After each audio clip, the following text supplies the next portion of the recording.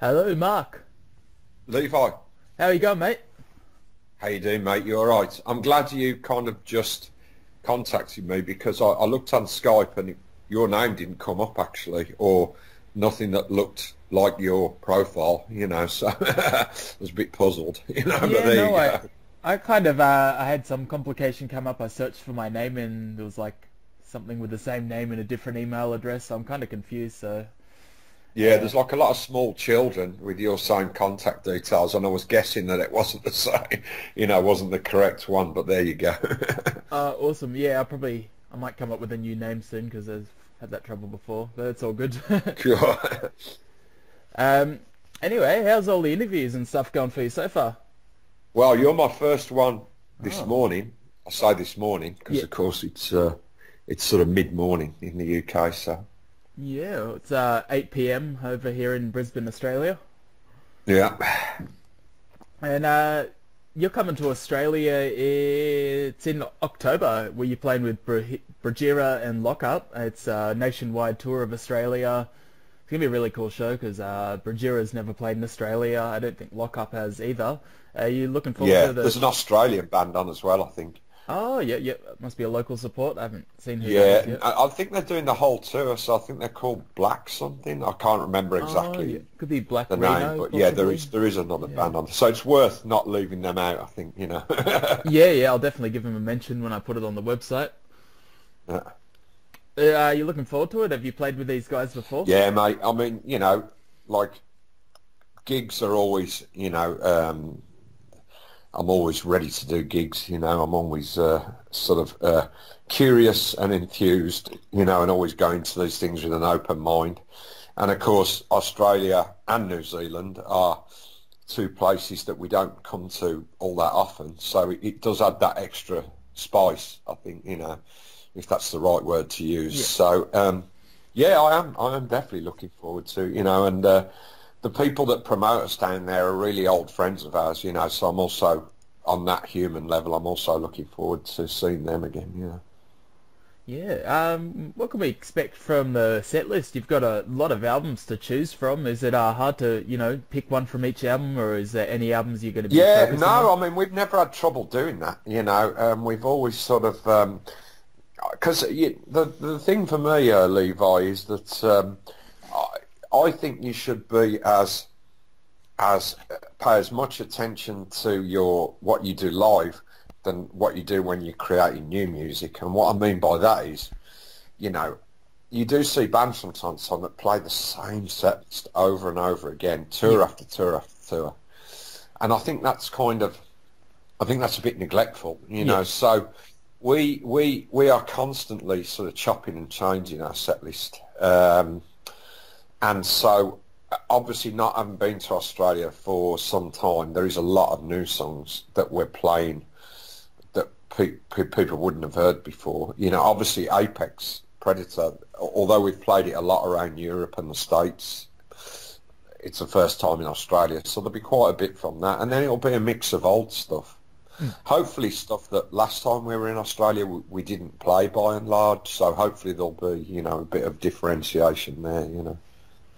Yeah, you've definitely got a few different styles over the years. There's a grindcore, the more punky kind of stuff. There's a bit more progressive elements on the newer stuff and thrash metal elements. It's going to be a pretty diverse set, I imagine. Yeah, I mean we're a mix of everything, and we have been for 30 years. We've done bits of everything. So yeah, I mean there'll be something for everybody. I mean it's obviously you don't want it to be too sort of choreographed, cold and calculated. It needs a little bit of spontaneity. So hopefully, sort of the range of stuff that we're doing will sort of lead people through, quite a fluid Hmm. sort of experience or whatever, hopefully. Yeah. Also, hear you're working on a new album. Do you think you'll be testing out any songs or anything by No, mate, October? I mean, this is the one of the, I say, problems in small letters with social media sometimes is as soon as you put a post like that and people just kind of think, understandably so, that you've got like a raft of new songs ready to go. Well, we haven't. It's a very preliminary stages, you know. I mean, basically we're at the point where Shane went into the studio with Danny and basically laid a load of stuff down that he'd been thinking of doing. So there may be some material there that never sees the light of day. I just don't know because I haven't actually heard it yet. I've got the stuff, but I haven't actually sat down and listened to it yet. So there's nothing approaching any complete songs. And the reality is that it won't even surface probably till later next year, I would have thought, you know. So it's going to be a while yet. Don't get me wrong, it would be fantastic, you know, if we had some new stuff to air. It's always quite exciting when you do have that choice, you know. But we don't, you know, is the simple reality, you know. Yeah. I remember when this news came out that the president of Indonesia, Joko Widodo, was apparently a heavy metal fan. Were you pretty blown away to find out that he listened to Napalm Death? No, you know what? Here's the thing, mate. I don't have any. I've always my sort of thing in life has always been I don't have any sort of idols. I'm not sort of bowled over by celebrity or anything like that. So, you know, people like what they like, and that is going to extend into certain areas of life, you know. And so, okay, you know, the guy, he might well like hard music. I don't know. Sometimes it's hard to tell because you do get pictures of quote unquote celebrities along the way wearing different band shirts, some quite left field bands. And sometimes it could turn out that they just kind of got given it by somebody, or they thought they were advised by one of their management team to wear a certain shirt. And so I don't really know because he's been a little bit quiet about it. He hasn't really said much, you know. I mean, the one thing I do know is a big Metallica fan, but there's quite a distance between that and something like Napalm. So I really don't know, you know. And to be honest, it's something that I don't kind of spend my time thinking about too much, you know. Yeah, for sure. It says on your Wikipedia that you're an atheist. I guess I am too, you know. I was quite into, you know, reading a lot of books and stuff about it a few years ago, but were you ever religious at all when you grew up as a kid, or was there Well, here's the thing, mate. I mean, I know it's used for the purposes of Wikipedia's used for the purposes of putting info out there and stuff, but sometimes they do kind of, it sort of comes across like, okay, here's a person, here's a checklist of what they are. Yeah. But it's not that cut and dried, you know. Atheism is a realisation. To be honest, yes, there are some great books out there that give you the more scientific explanation of why sort of belief in spiritual beings is, when you look at the evidence, is nonsensical. You know, there are some great books on there, but I don't think you arrive at that point by reading a book, if you see what I mean. I think you have a natural realisation inside you, you know, that says, you know what, I'm a living, breathing entity. I can walk around this world. I can see why things are as they are, you know, and given, even if I have a limited understanding about how the world was formed, the physiological, the biological sort of grounding, you know, then that tells me, you know, straight away. And if I want to sort of go on from there and look at stuff, then I can with books, you know. But I think sometimes there's a danger that atheism can become a religion in itself. It's a state of understanding. It's a state of recognition of the world around us.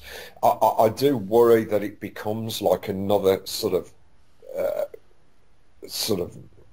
quasi-religious organisation, you know, that because that would be just as bad, you know, because we're not just questioning the existence of spiritual entities, we're also questioning, I think, the need for organised religion, the power base of religion, and how it wrongly, in my opinion, affects civic life, you know, because the idea of running like groups of people on on sort of guidelines which cannot be proven, which have no basis in fact, is absurd, at the very basic level. So like I say, it's a state of understanding more than anything.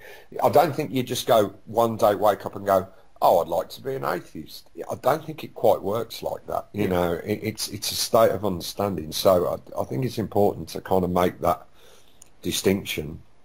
And another thing to say as well is, I don't want to sort of wear a T-shirt with "I am an atheist" on and jump up and down on the spot, because it's not about me.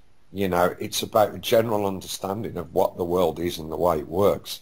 So therefore we can hopefully preserve it a little bit better, because at the moment, of course, needless to say, it's not going that way, and it kind of needs to, Yeah.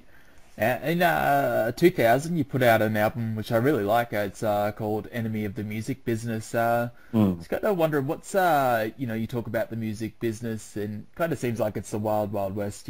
People get ripped off all the time, and it's a confusing world. What are your thoughts on the music business? I know everyone's Well, here's got to the make thing, a buck. mate. Well, for starters, we were never really a part of it, or we tried not to be. Of course, we sell CDs, we sell T-shirts, so to that extent, I guess people would argue that we are part of it. But we never were subject to big music business like guidelines and under orders. We would never do things that we thought we weren't comfortable with, or we had I guess a ethical problem with, of which there are many things in the music business that come around. We always wanted to maintain our independence, so we were always coming from an angle to where we were almost on the outside looking inwards. As a band, what we try and do is we try and keep our prices down. Keep our gig prices down, keep our T-shirt prices down, and we do our very best to make it fair for everybody, and fair for ourselves, of course. Because we're not excluded from the process. So that's basically what we try and do, and the band is run on those guidelines that I was telling you. If we don't want to do something, we don't do it. We're not told by managers or record label. We're not ordered to do stuff. We make it. We live and die by our own decisions. So we were basically critical of what we might be subject to, or what we might become if we chose to go down certain paths. We did have some experiences of it, because we were kind of hoodwinked, if that's the right expression to use, into situations at certain points in our early years when we were perhaps a little bit naive and a little bit less understanding of how we needed to operate. Obviously we therefore had the experience to be able to say, well, that's not going to happen again. I'll learn from that, And so, you just go on from there, really. Obviously, things have changed, because the major labels don't have the power anymore of what they used to. So it's a bit more. There's quite a lot more liberty, within being a band, starting a band, operating as a band. It's a lot better these days, I think. Yeah, for sure. Probably got time for one more question. I know you got a few more interviews to come up. I'm sorry to cut you short, man. It's unfortunately I've got a list of stuff from here on in, so yeah. Yeah, that's all right. I'll leave it as the last question. I know you've toured with some pretty great bands throughout the years, but who would you say your best friends in some of the big bands are, and who are the best people to tour with that you get along with and have a lot of fun? Mate, I've got a wide raft of friends from all over every different little sub-scene and everything. I would say, one of the tours that really stuck out, which you really become friends, a deep friendship that lasts and you always remember it. There was a couple of things. Sick of It All, guys. I don't know if you I took know photos that with them last year. They're really good friends of ours. Really, really good friends. Sheer Terror, actually, because I just saw Paul Bearer, the singer, the other day. I love to death, you know, and you know, it was really great to see him at IPA Fest in Belgium. That was a really good thing. There's yeah, various people. I mean, like actually, Australian band Extortion. Ryan, the singer. I don't speak to him all that often, but we became really good friends, you know, and I still consider him to be a really good friend. I love the band as well. So them. I mean, above and beyond that, there's tons of people, you know. Awesome stuff, man.